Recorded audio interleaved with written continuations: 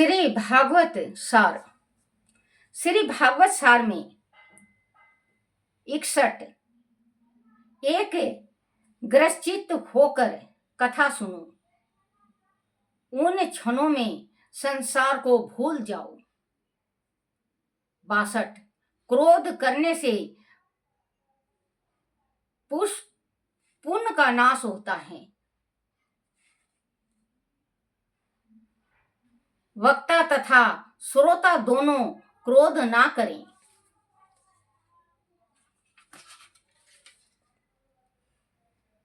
63 सिर्फ जाना हुआ काम नहीं आता, किंतु जीवन व्यवहार में उतारा हुआ काम आएगा। 64 पूर्व जन्म के बारे में विचार मत करो, वर्तमान जीवन को सुधारने का प्रयास करो।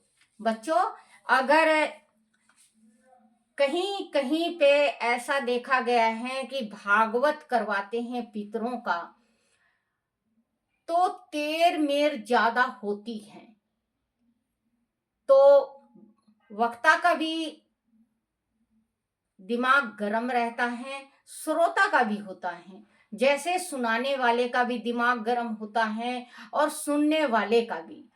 तो अगर आप भागवत कभी भी करो तो सुख शांति से करो। और बच्चों, अगर भागवत आप कर रहे हो, आपके घर में भागवत चल रहा है, तो ताऊ हो, चाचा हो, मामा हो, फूफा हो, चाहे जैसे मतलब अपने वंशज होते हैं, ताऊ चाचा, बहन बेटी और माँ बाप, दुरानी जिठानी, ये होती है ना।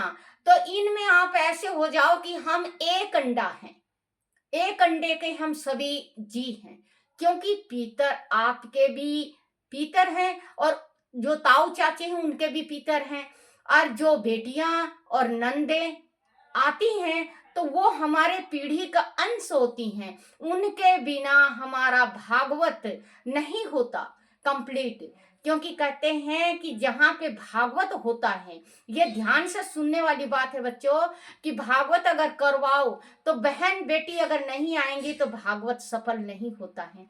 जिसके घर में बेटी खुश, उसके घर में पीतर खुद खुश हो जाते हैं। पीतर दोष क्यों लगने लगा? पीतर दोष इस वजह से लगता है कि बहन बेटी को आजकल मानते नहीं, उनकी निरादर होती है, भांजों की अपमान होती है। भांजियां आ जाएंगी तो देख के जलती हैं। तो पीतर दोष हमारे घर में, हर एक घर घर की कहानी है कि पीतर दोष है। कहीं पे भी जाओ पीतर दोष मिलेगा। देवी रुष्ट हो गई हैं, देवी करूप हो गई हैं। तो बच्चों, ऐसा कार्य करना चाहिए हमें अपने घर में कि किसी किसी के घर में सप्ताह होता है, भागवत होता है, श्री भागवत होते ही धन माया भर जाता है, क्योंकि उसके हाथ चुगली, जिस टाइम सप्ताह होती है तो चुगली नहीं होता।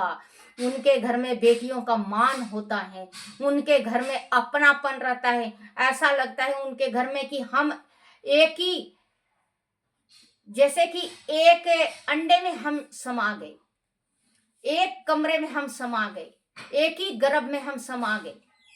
तो उसके घर का जो भागवत होता है, भागवत कंप्लीट होता है।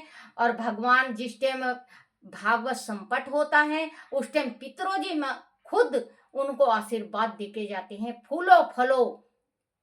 और जिनके घर में चुगली चाटी होती है, जैसे दुरानी जिठानी आपस में, दुरानी की चुगली कर ली, जिठानी की कर ली, सास की कर ली, बहन बेटियों की कर ली, उसके घर में बच्चों ये जो 10-12 लाख रुपए आप लगाते हो भागवत के वास्ते, वो नहीं लगाना चाहिए। आप वैसे ही दान पुण्य कर दो, क्योंकि फिर पीतर रुष्ट हो जाते हैं। तो बच्चों, पीतर वंश पे चले जाते हैं, फिर उनका वंश आगे फलित नहीं होता, वंश रुक जाता है।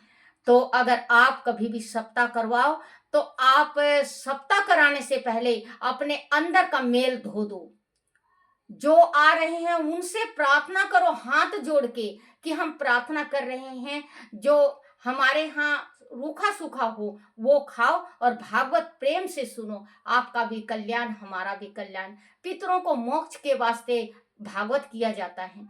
कहते हैं पितर प्रेत बन गए। अगर आप भागवत करवा रहे हो और तेरी मेरी हो रही है, और जहाँ पे आपके गुरुजनों की और पुरोहित जनों की और बेटियों की और नंदों की अपमान होती है, वहां का भागवत कभी भी भगवान अर्पण नहीं करते, उनके पितर नरक में चले जाते हैं।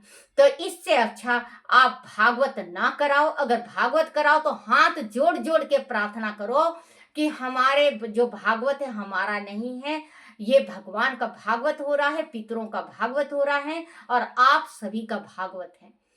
तो बच्चों, आपका भागवत संपट होगा। तो कहते हैं श्रोता जो सुनाता है उसका मान करो, उसका भगवान के जैसे इज्जत करो, ऊंचा आसन दो, और जो सुनता है उनको भी आसन देना चाहिए।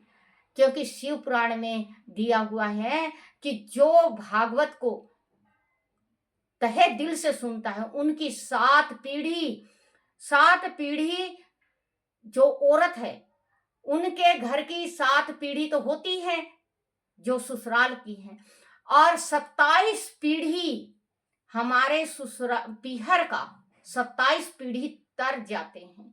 तो बच्चों, क्यों फिर तेरी मेरी करते हो? भागवत को ध्यान से सुनो और अपना ग्रहण करो। और ये जो भागवत है तो 1 अध्याय आप अपने घर में रोज सुनो, पढ़ो और पितरों को अर्पण कर दो। देखना पितरोजी महाराज आपके कैसे प्रार्थना सुनते हैं। राधे राधे। राधे राधे बच्चों।